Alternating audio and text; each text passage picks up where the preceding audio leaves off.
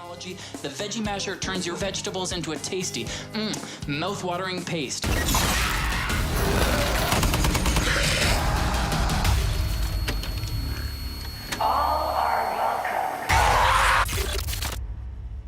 Ladies and gentlemen, welcome to a special episode, minisode, aka episode 75 of the MK Productions podcast. I'm your host, joined here by my co-host as usual, Miss Flamingo, aka Kristin. Say hi to the folks at home, Kristin. Hello. So today we are doing a little minisode. There's no news, no box report. We're just doing a straight review. And the fine folks at RL Entertainment, right?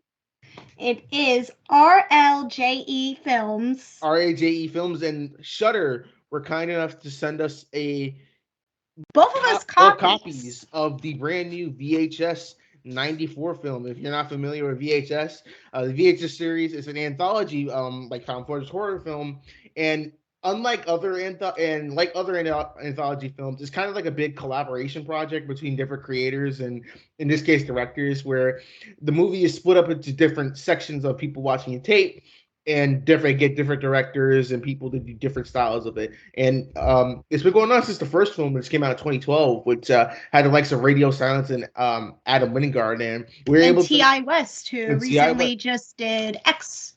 Yes, X. So now they kind enough to send us a copy of the brand new one, VHS 94.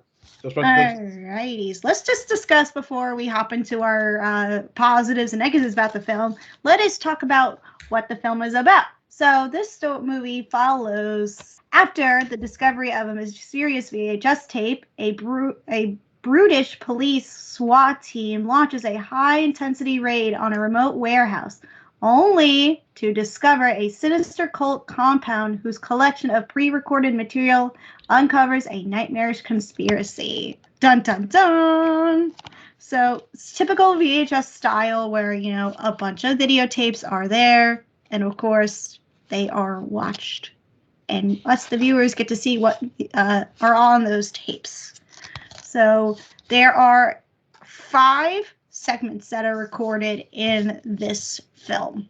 And they go from Holy Hell, Storm Drain, The Empty Wake, The Subject, Terror, and Holy Hell.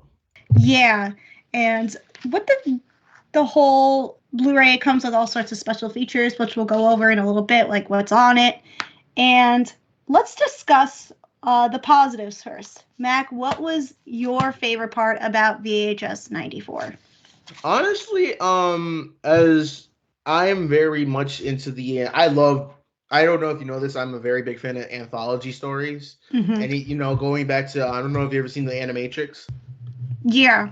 So I love anthology, and having a project like this, having the different creators make like this certain types of like stories, and each contain universes with a overall arc into the like tone of the story. I like the tone of this movie because I felt like it was a very better tone than Viral, because comparing those two, Viral was a little bit more lighthearted. It was like what do we call the Unfriended 2 of the VHS series? Yes, before Mac and I hopped on, we were discussing a hot take for a second and discussing which one was worse.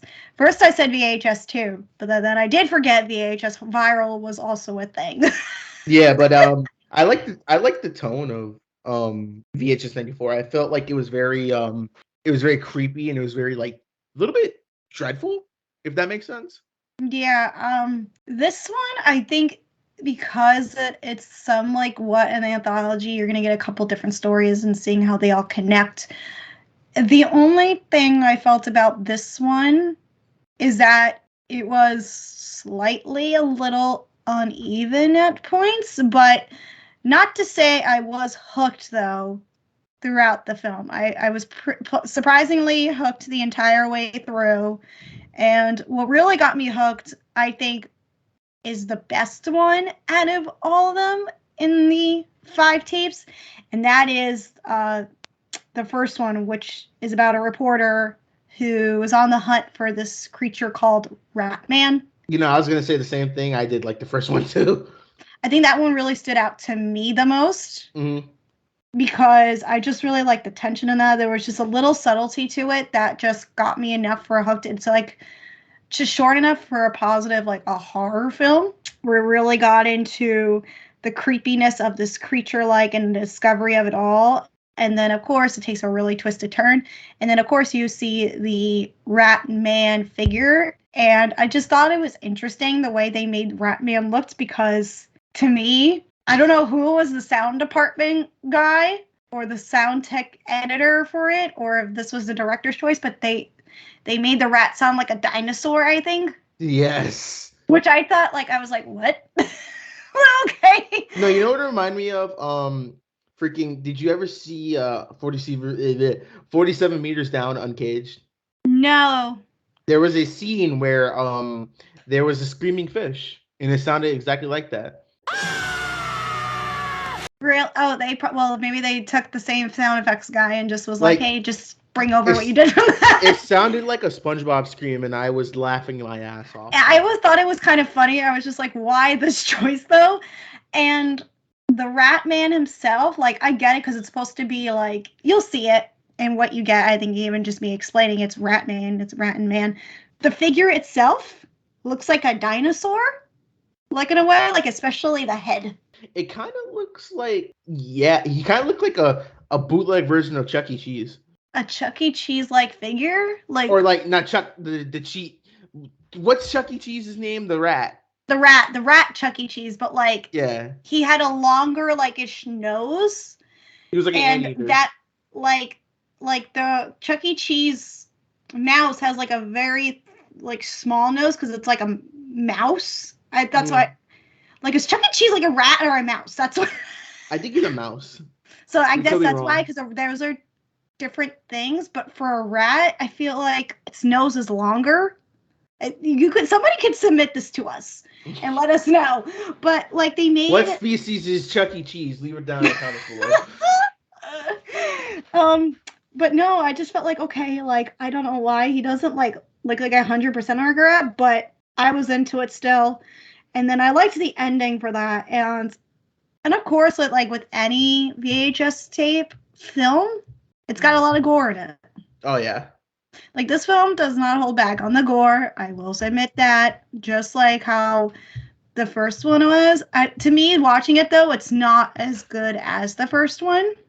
I don't think. See, that's the thing with sequels, even especially because think about it. VHS is a series for hardcore horror people. If you're a horror fan, at VHS, you go through someone who doesn't watch horror, they're like, oh, I know that movie, but they're not really engrossed into the lore of it. I love the first VHS movie. The second one is third one's the worst, and this one is just it's fine. It's it's trying, but you get to the point where it's how much more can you do with this kind of idea before it runs dry?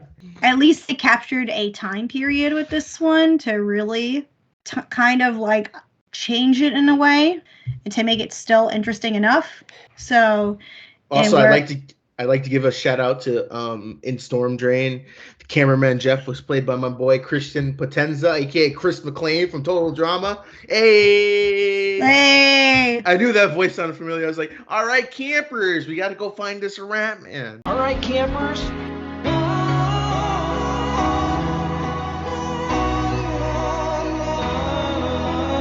I figured that. The next tape I kind of liked. The other one was the which one was it? I wrote the name down, but I can't find it. But it was the one where you'll remember it, Mac. It was the how do I explain it? It was the mad scientist. That's the better word. Who was experimenting on humans. And he cut the guy. He cut somebody's brain out, or half of their brain out, and the guy one of the subjects woke up. Oh, it's called The Subject. Oh, okay. So makes sense. Okay, so that one was pretty good.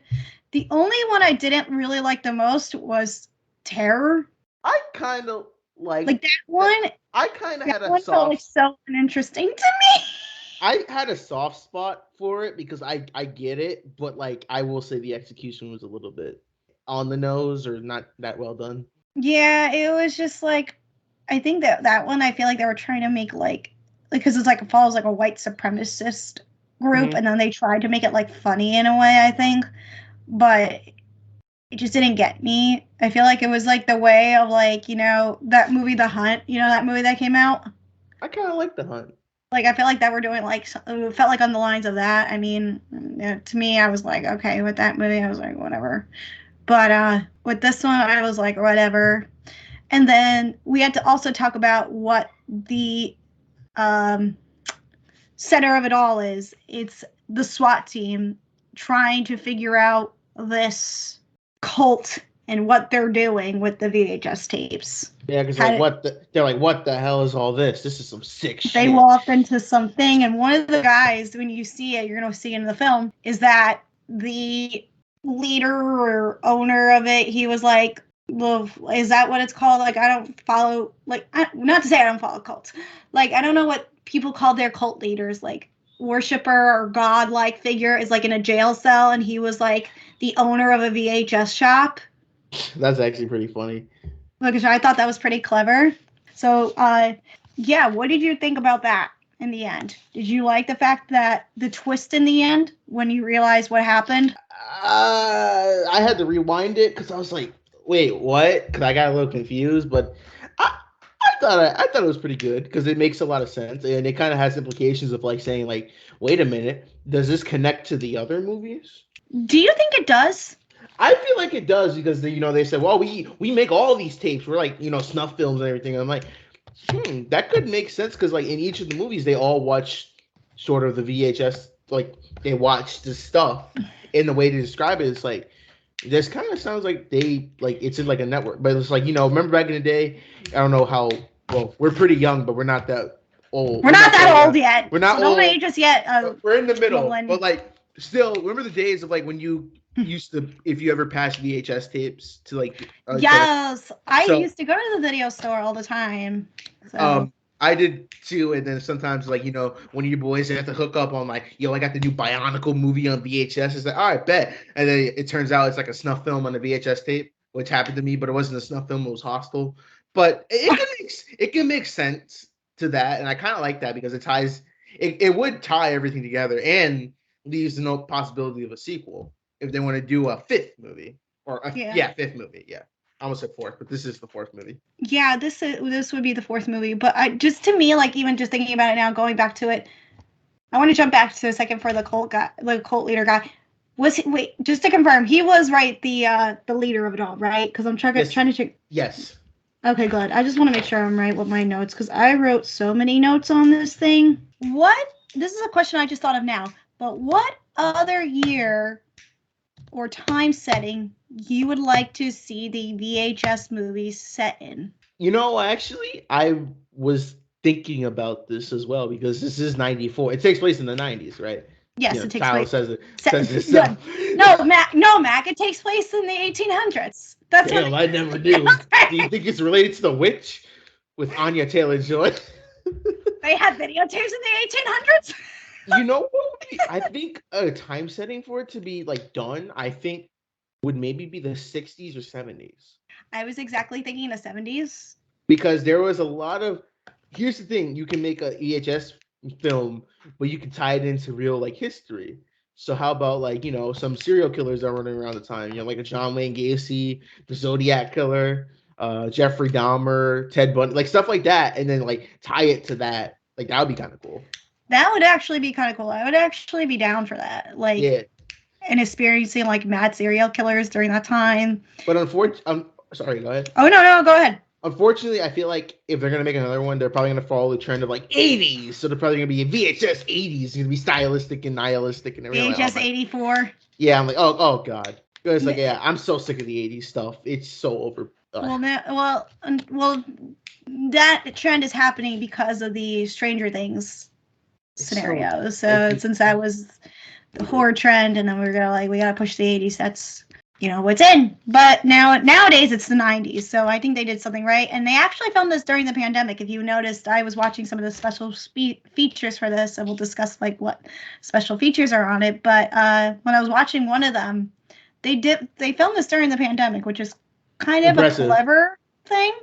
And actually it worked, given the fact that each film or at least subject or tape is shot over the course of like a short film. You don't need a very minimal crew set. So I applaud them for making it during the pandemic, because they had like, you're going to see it like the face masks and stuff when you watch the It actually helps Features. it helps set the mood of the film perfectly too, because they filmed this like maybe like because lockdown was March 2020. They filmed this like 3 months since lockdown started, so they were really like in tight quarters and like at the height of like when everything was still shut down. I give them like mad props to doing this. Yeah, I think it's one of probably the better films that was shot during the pandemic, at least for what they had to do. Oh So I yeah, will give them were props for there? that. Let's say Releasing. were there any other films that were released that were filmed during the pandemic that were like good or bad? Like I remember. One of them I remember was the uh Michael Bay produced film with AJ Appa and Sophia Carson. It was the pandemic like thriller. Do you remember that one? No, actually. What was it called? It was called, if I type in KJ App, it's going to come up right away because I remember seeing that. I was like, it's not that bad. Oh, Songbird. I don't remember that one. That one they produced right away during the pandemic. And there was that one they filmed during the pandemic. Malcolm and Marie was filmed during the pandemic with Zendaya and John David Washington. I do remember that because that was like the big, like we're gonna film this just us two, and it was like they filmed it just us two in like a short period of time, and then sold to Netflix, and then got mixed reviews. But going back to Rec, actually, there is a fun fact that when I was reading about it just for the episode, going back to Storm Drain, which we both said is the best segment in the film. Chloe Okonu, who was the director of that segment, actually was inspired by Rec. Oh, no way! And that explains so many things, because if for those of you who have not seen Rec, I would highly recommend it. It's probably one of the best like found footage films of all time, and like what was it, like 2007 when it was released, and it was awesome. Like it's a really great film, and it's pretty much same concept as what Storm Drain was, but in Rec you follow this news crew who are following the firefighters in Barcelona, Spain, but they get called to an apartment building and they're in quarantine because there is a virus out there that is ravaging the building, and you follow like the news crew with the firefighters trying to escape this building and figure out what's going on. And I just love that. And it's like that film is great. Don't watch the remake though. The American one with the girl from Dexter is terrible. Quarantine. Yeah, I was just gonna say, is that the girl, the one you're thinking of? Yeah, but knowing it's not. Okay. Yeah, and then like it's worse when you watch the behind the scenes of Quarantine. They pretty much just said, "Oh, this is a new idea." They pretty much just gave the middle finger to like the people who made Rec. They said, "No, this is our idea. We made this." And but if you watch Quarantine and Rec side by side, you know exactly like this is literally the American version of Rec. And Joey King was in the American version. Oh, really? Yeah, when she was like 9, was she in 2009? But yeah, so Storm Drain was inspired by Rec, and that says a lot because it has very same stylistic choices of it. And she's included, like I said, on those bonus features. There's a couple of different bonus features on here. I'm going to read off to you guys. So special features include the behind the scenes of VHS 94, the San Diego Comic-Con panel interview with commentary with filmmakers and producers, hosted by the Boo Crew, the Empty Wake, so commentary on one of the tapes with Simon Barrett, deleted scenes and extended footage with special VHS FX with Peter McGee, Empty Wake visual FX full-length Veggie Master commercial. So there is one of the commercial. I forgot what that was used for, though. Do you remember what that was supposed to be for? Was that supposed to be for the Ratman thing? I think so. I'm not entirely sure. And then behind the scenes images with Hale Ratma. Or no. Oh, images Hale Ratman? Is that what's supposed to be? I don't even know what I'm reading right now. But another fun fact is that VHS 94 was actually a joint venture production between Bloody Disgusting Films, Cinepocalypse Productions, Studio 771, Raven Banner Entertainment, Shudder Original Films, and our boys, Radio Silence Productions, who actually, fun fact, they were one of the directors on the first VHS film. Yeah, I liked their segment a lot, but I wish they kind of brought on more, I guess, of them to, give it commentary. But I guess they were a little busy doing something else called Scream 4. So yeah, Scream 5, you uncultured swine. Oh my God, did I say Scream 4? Did. Shit.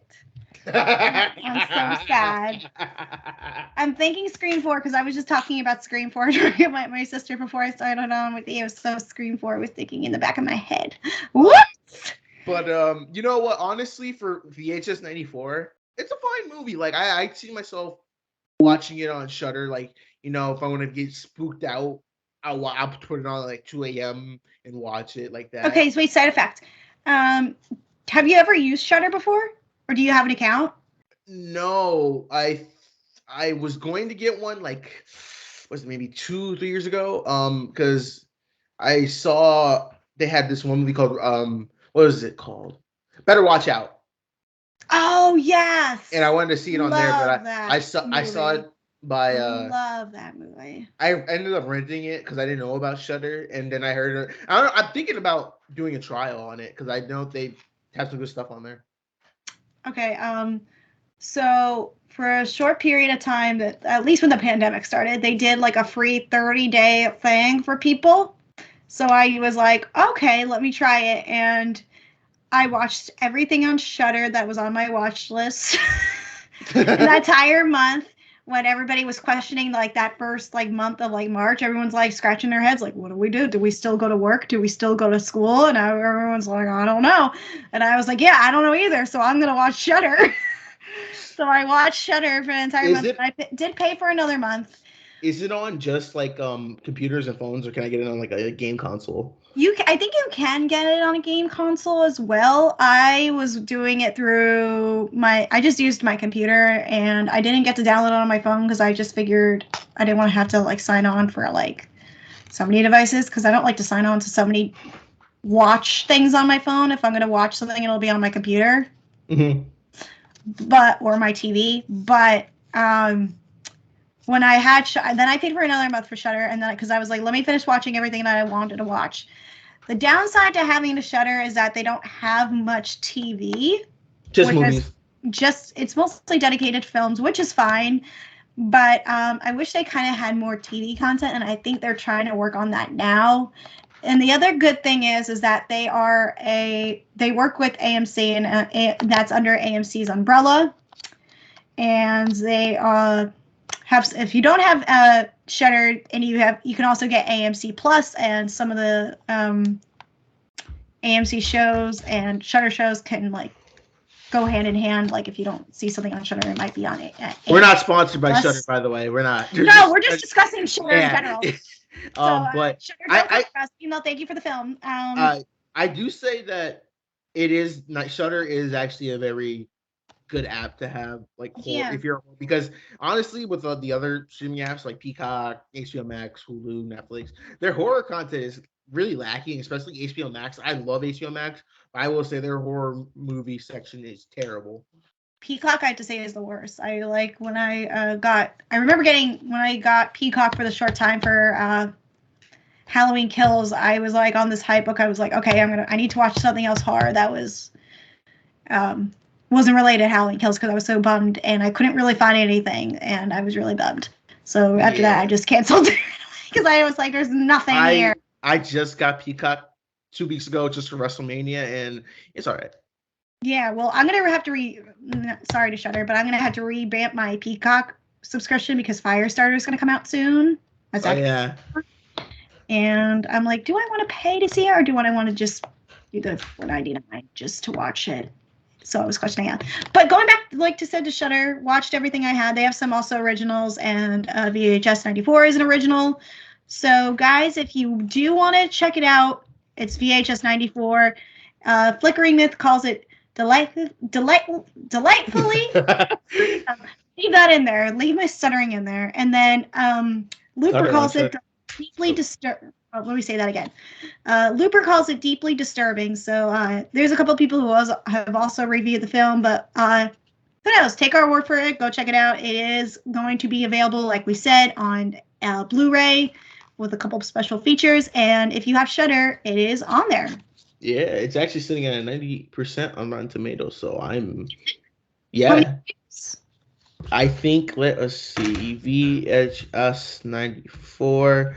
Yeah, it's sitting at a 90% on Rotten Tomatoes with, let's see how many reviews we got critics consensus. Yeah, 90. Oh god, 90% critic score, 46% audience score. Okay, but like, how many critics scores? How many critics did critics review it? Because it should say like underneath. 62. 62 critics reviewed it already? Yep.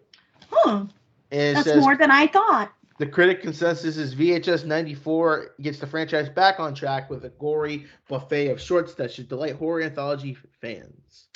And you'll see it too. I forgot, but it is certified fresh, so it'll have the sticker on it when you get it. So I wasn't sure about the score. I was just like, wow, this was fresh. That's pretty good.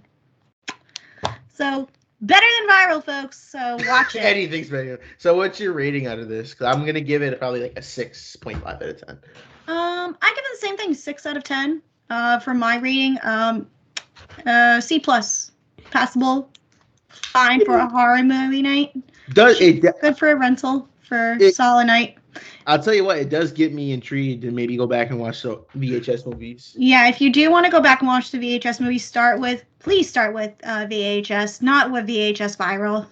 Yeah, just skip viral if you want, because it's like, I feel like viral is like the paranormal marked ones in the series. Like, it's not even, no one wants to talk about it. We don't talk about viral. No. But like Kristin said, it is going to be available on Blu-ray, and you can watch it on Shudder. But that's gonna do it for this little mini episode, and I'm curious. Leave comments down below. Do you think would y'all want to see more episodes like this? Because it makes it easier to like just talk about stuff. Like we'll still do the full episodes, but like sometimes you get busy. Sometimes we get these specials offers, guys. Or we get this special opportunity to either have a director on, like we normally do, or we get sent copies of films like this. Yeah, and we want to know if you guys like these minisodes. Yeah, if so let us know. We'll probably keep doing it anyway, but we'd like to know. And what other like minisodes you want to have us review? Just leave them down. We maybe think about it. But that's gonna do it. Our next episode, we're going to be uploading an interview that Kristin did, and I cannot wait for that. The director of 9 Bullets will be on the next episode, and also episode 77 will be our special Nicolas Cage episode. Woo! A special guest YouTuber John Burns. I cannot wait for that. That's probably going to be like the episode where I show my ass off because I love Nicolas Cage. Yes, it'll be the fun Nicolas Cage episode. Yep, but for now, we bid you adieu. This has been Mac, and this has been Kristin, and we'll see you all in the next episode. Bye. Bye. Same shit, you ain't in my lane, bitch, nah. All that shit it fit, rollie on my wrist. Ay, baby, you a star, I'm my only wish. I'm counting blue hundreds, I'm too money. Ay, and my little bitch, she too lovely. Yeah, hanging up and calling me right back. Ay, baby, why you calling me like that? Yeah, getting high with the seat, lay back. Baby, gon' relax, yeah. Ay, they don't know the half, yeah. No matter what happened, I got your back. Baby, that's the facts, yeah. That's the facts, yeah.